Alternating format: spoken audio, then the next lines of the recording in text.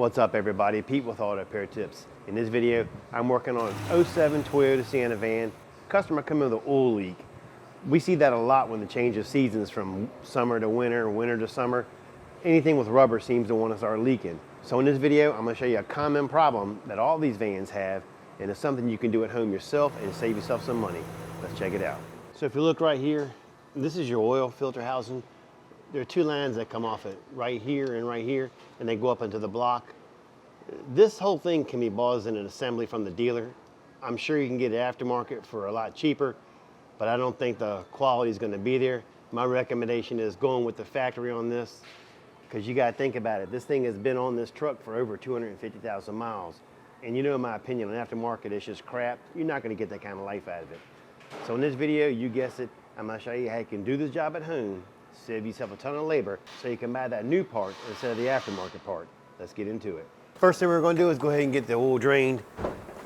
When I'm replacing this line, we're going to lose some fluid, so you might as well go ahead back with a fresh oil change. Unfortunately, if you've already did an oil change and your lines start leaking, you might as well just do another one. That way you're starting off fresh. I know it's an added expense. And some people are probably going to say, that's wasting money, just top it off. Yeah, I kind of disagree. Is it worth the extra $30 you're going to spend on oil just not to have everything fresh at one time? Probably not. And if you're like this guy, I don't think he has probably a half a quart to maybe a quart and a half in this whole car. Everybody get all their Christmas shopping done? I'm just getting started. I think I'm gonna buy my wife a vacuum cleaner. Maybe a blender. I'm just joking. I can imagine bought her a blender and said, here, cook me some more food. I don't think that'd go over very well. I have no idea this year what to get anybody.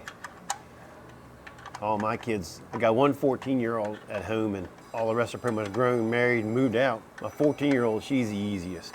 The younger they are, the easier they are, right?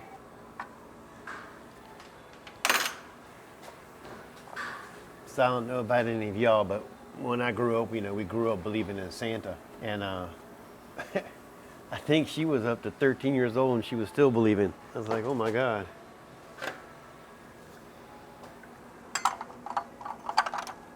It's a lot of fun though. I don't know what, oh good Lord.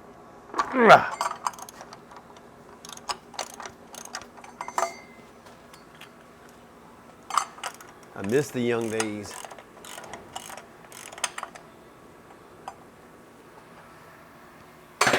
Everybody else kind of agree that the older they get, when the presents are more expensive and come in a 3x3 inch package.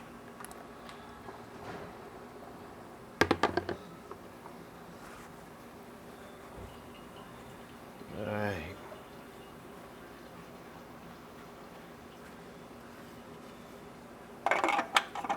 I'm just gonna stick this right here for now just to keep any extra oil from dripping. But all joking aside, you can spend $1,000 on presents nowadays, and all the packages to get combined would only be maybe like, I don't know, 3 feet long, 3 feet high.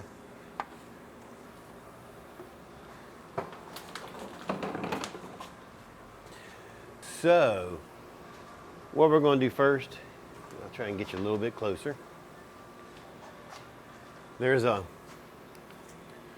bracket. Somebody's already broke this off, it looks like. I'm gonna try to fix it when we're done, but you don't really have to get it out of the way. I just don't like things in my way when I work. It's only held on by one 10mm, and I'm gonna pop this bracket off. It looks like it holds a harness which goes to the O2 sensor up this way.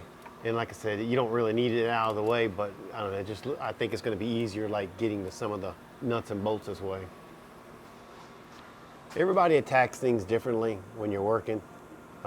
My way may be easier for me, harder for you. One thing about it is when you're working on cars, it's your preference, I mean, you follow a basic plan, and that's about all you can do, but it's all what makes you comfortable when you're working. It's you're at home doing it, it's your time. Things like this, it'll take me 30 seconds, and now it's out of my way, and I can just get my hands in here better. Those nuts and bolts look like they're about a 13.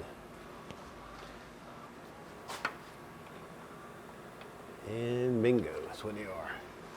I'm gonna start off using a 1/4" drive ratchet and with an extension like this. Just get the ones I can get first and then figure the other ones out later.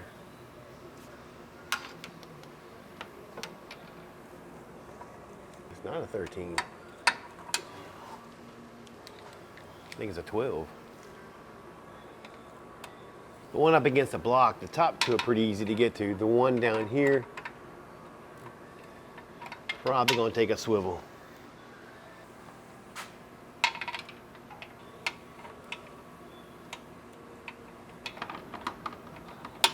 Let's try a shallow on this one here.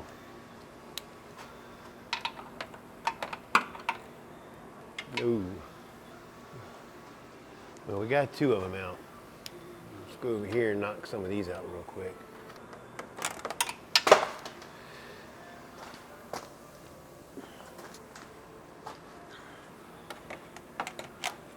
So I switched to a 3/8. The little 1/4" drive didn't have enough ass to move that bolt. Hoping this one does. Come on, man. Off with the gloves. Can't get no daggone grip with them things on.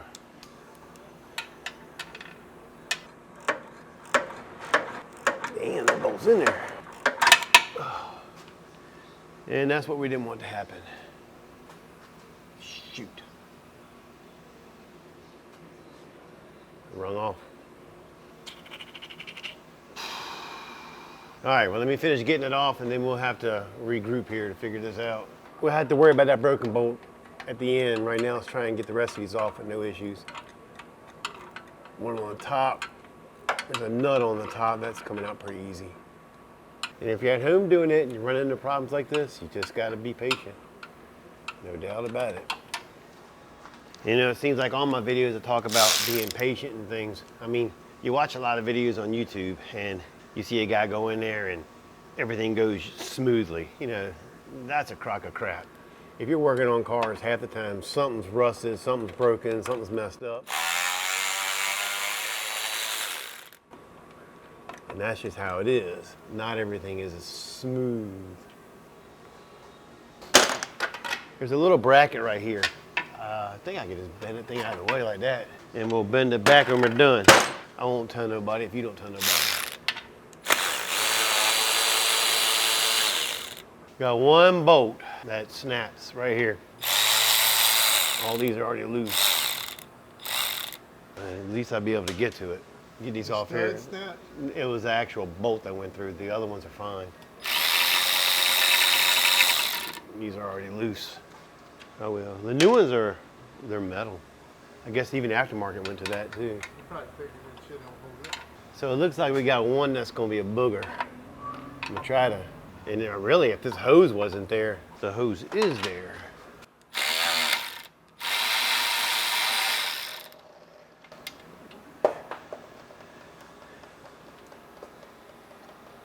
Well, fortunately I got a big piece of cardboard down here with oil dry, so this entire mess is not going on the floor. And we have a mess. I'm hoping I can get it off without having to take the studs out.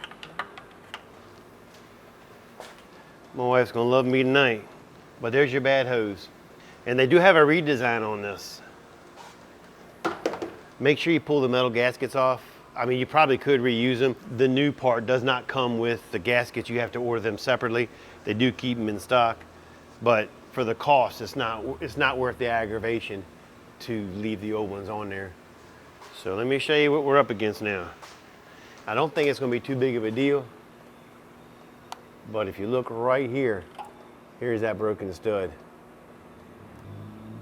It looks like it's almost cross-threaded going in there. A worst case scenario is if I can't get it out, I'll cover the holes up so we don't get no metal in there, and I'll grind this down. And then we'll go back with a bigger bolt maybe, or even a nut and a bolt through it. If you look right here, I believe this gasket is still on there. You really got to kind of pay attention because the gaskets do blend in.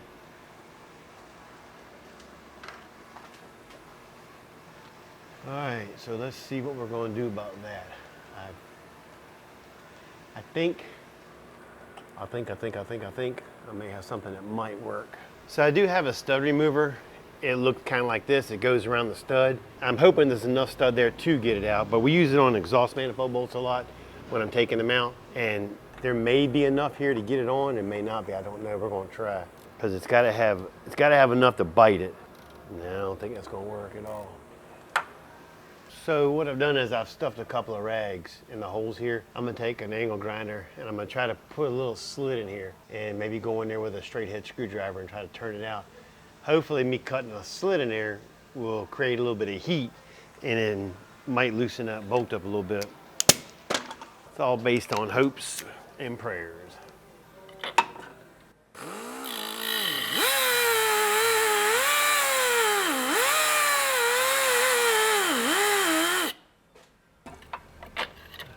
In the worst case scenario, I haven't wasted nothing because it's stuck in there, right? Come on.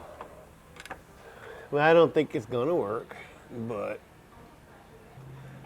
All right, we're gonna switch up to a different pair of vice grips and give them a shot. They got more of a flat end on it, so when you clamp it, it's more of a square bite. I don't feel it's gonna work either. Move on down to plan F. Go all the way to Z would be good to go, right? Plan Z. Come on. She just ain't a-coming.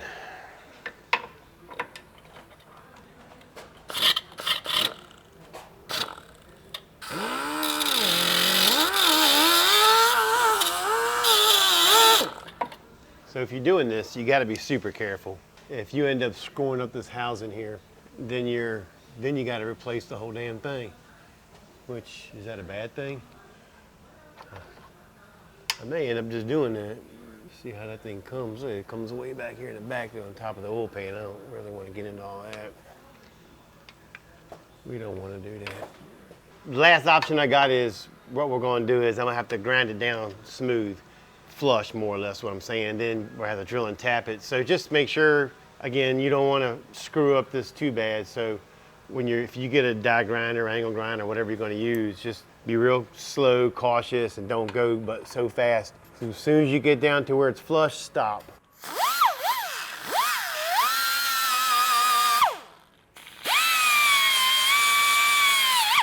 Now we are flush. Minimal damage. Now I'll try and drill that bitch out. Once I get it set up, I'll show you what I'm going to use. Let me go grab some lunch, come back, and we'll tackle this. So what I've done so far is I was able to get a hole all the way through it with the angle drill here. And there's a bit that my brother had. I'm not sure where it went now. We're gonna try to get one of them in it and see what happens. Hopefully. So what I'll do is I'll smack it down on there.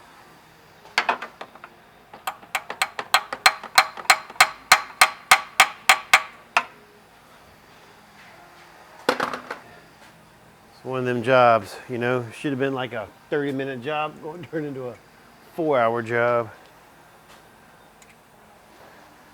I didn't want to bore you guys with all the drilling though, so let's see what happens here. Swear to you, if I get a little heat on this. All right, let's do this. So we're going to try the baby torch here, see what it does. If it don't do anything, then we're going to beef it up to the big one.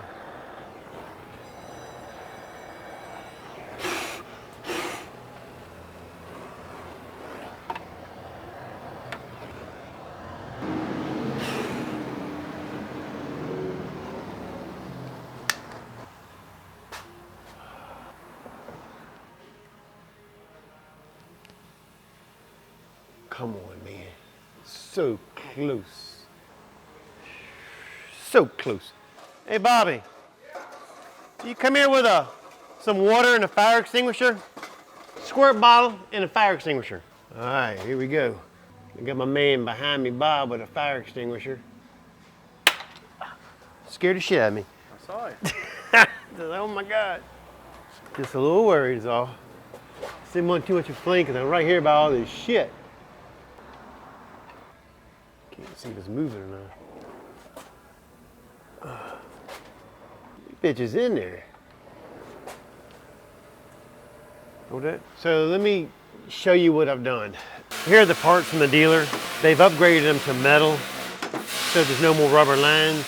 On the hole that we messed up on that the bolt broke off, I oversized the hole a little bit, and we're gonna go back with a nut and bolt, and that should be just fine for that. Let me show you what it looks like. This is kind of what it looks like.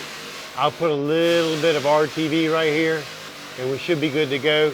And I'll go back with a nut and bolt and secure it tightly from the backside because I can reach the bottom side here fairly easy. So what I've done is, and I didn't show you guys this because the battery kind of went dead, but I took the two studs out on the block side because I drilled out this hole. I put the pipe on there because it made it easier just to go in there. I hand tightened that one there.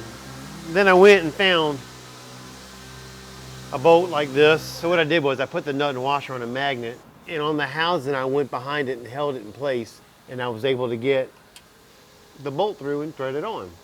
So now that everything is going to fit securely, pretty confident. We're going to take these back off.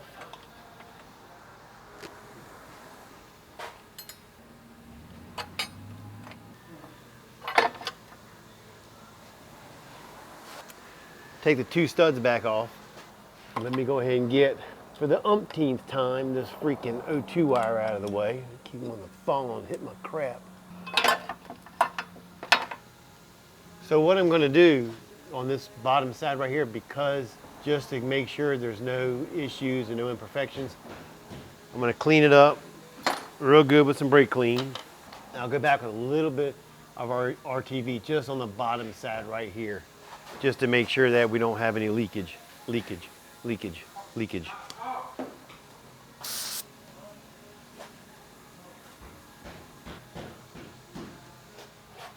You want to make sure you get it really clean. Matter of fact, I'm gonna get a piece of Scotch-Brite. Go ahead and get it cleaned up. I'm gonna have to cut the camera off because I keep losing battery, and I'm gonna try to get it all the way to the end. I couldn't find the Scotch-Brite, so I got some 220, and we're gonna get this cleaned off really good. Went ahead and got my finger stuck in the hole here just to make sure no debris go in there. In this hole. All right, this one's done. Let's hit the back top side here. It's machine cut, so that's why you got the metal gasket. You don't want to have any lumps or any debris sitting there because it won't sit flush, and then you'll definitely have a leak. And we don't feel like doing this twice.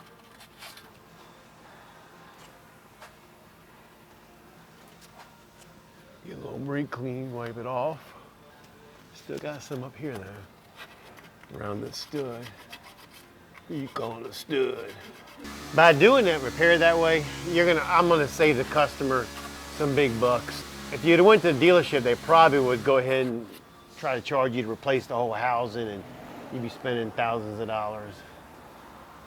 And this is gonna be more than an acceptable repair. It's not going anywhere. Okay.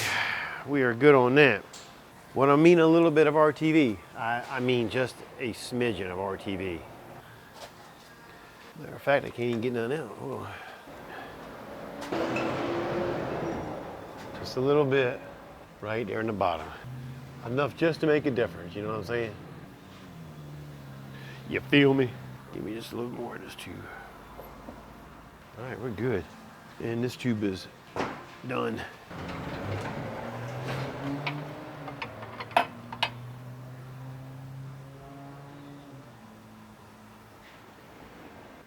Okay, that one is there. And this one here, we're gonna have to set up behind it. We're gonna have to fudge it in. How's that sound? We'll get this one started up here. This one here, we're gonna put the stud on the easy side first. Okay. Get the stud on the back side now. I'll use a small extension with that one. All right.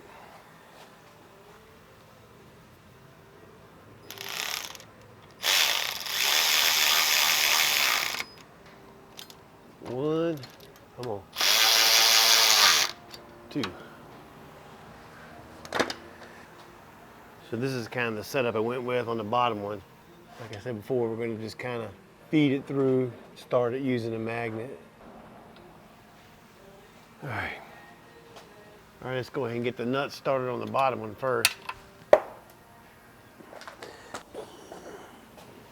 Yeah, back is stiff today.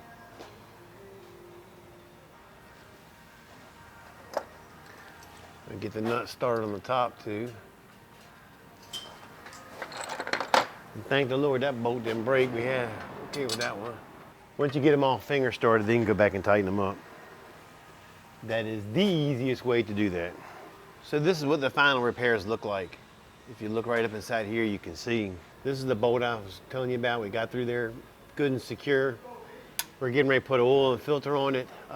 This is the clip that we fixed, the bracket back on there. Once I get the oil and filter on it, we'll go ahead and start it up, and fingers crossed, no leaks, right? All right, start it up. Let's take a look at this one. Cut it off. All right, so what I had to do was I had to double up. I had to take the bolt out and I double up the washer on the front side, and I put one washer on the back side, and that pretty much took care of the problem. No leaking. So that just goes to show you that it doesn't matter who does it. A guy like me who does it every single day, or you're at home doing it yourself. Things go south quick sometimes. You just gotta be prepared to stop, think it through, and finish up what you're doing. And like I was telling you before, you watch all these videos on YouTube, people at home doing it, and it's you know, smooth sailing. Just about every job has some kind of glitch in it, I can almost guarantee it. But we took our time, we thought it through, and we finished it, and we saved that customer some money. All right guys, that's it for this video. I appreciate you watching. Don't forget to like, subscribe, and leave a comment. Catch you later.